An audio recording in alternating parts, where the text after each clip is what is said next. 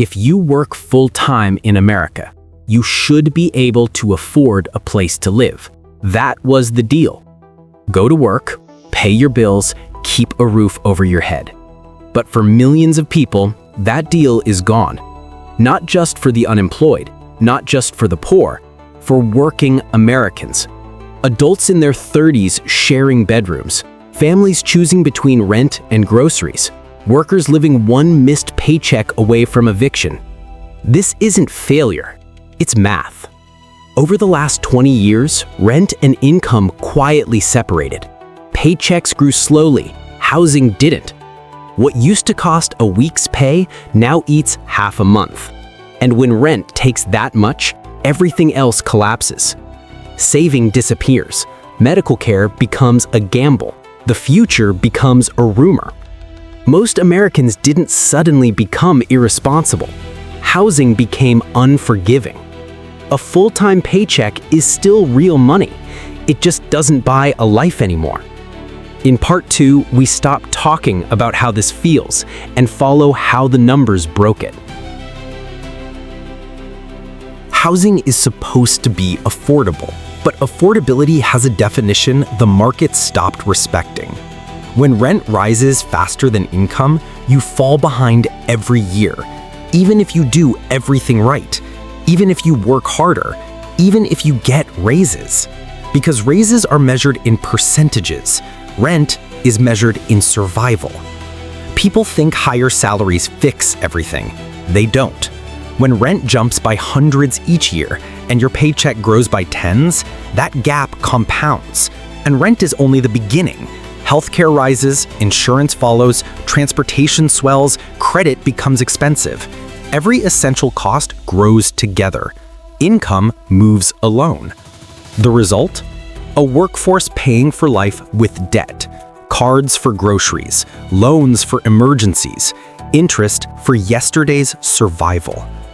Moving used to be the escape, not anymore. People leave expensive cities only to find expensive towns. They run from addresses into the same math, because this is no longer a city problem, it's a system problem. In part 3, we talk about the moment homes stopped being places to live and became something else. A home used to be shelter. Then it became an investment. Then it became a machine. Money learned housing produces returns, so money moved in. Not families, funds. Not moving vans, spreadsheets. Homes were bought in bulk. Houses became portfolios. Rent became yield. And when money competes with workers, money wins. Not because it's smarter, because it's faster. Cash beats mortgages. Algorithms beat families. The housing market stopped listening to local wages. It listens to global capital. At the same time, America stopped building enough homes. Fewer workers in construction, stricter zoning, years of delays. Supply stayed tight, demand exploded. The result? Bidding wars, soaring rents, and apartments sitting dark while people sleep in shifts. When housing becomes a financial product, shelter becomes optional. Profit becomes priority. Rent is no longer about location. It's about extraction. You're not just paying for space, you're paying for returns. So the question becomes unavoidable. If the system is designed this way, who is fixing it? That's part 4. The government didn't do nothing, but what it did was slower than what the market became. There are programs to help renters. There are laws meant to protect tenants. There are plans to build more housing.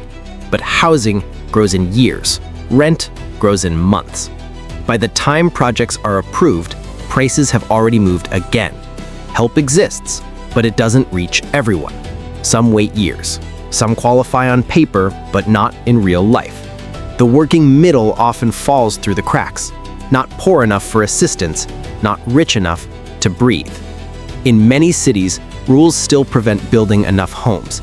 Neighborhoods protect space at the cost of shelter. Politics moves through meetings. Rent moves through bank accounts. And the bank is always faster. So where does that leave the full-time worker? Here. Working. Paying. Surviving. And hoping nothing breaks. Because one car repair, one illness, one missed check can mean everything. Full-time work used to buy stability. Now it buys time. The American dream didn't vanish. It narrowed. From fortune to safety. From wealth to staying housed. If you feel trapped, you're not weak. You're standing inside a system built around money, not people. And until that changes, millions will keep doing everything right and still fall behind.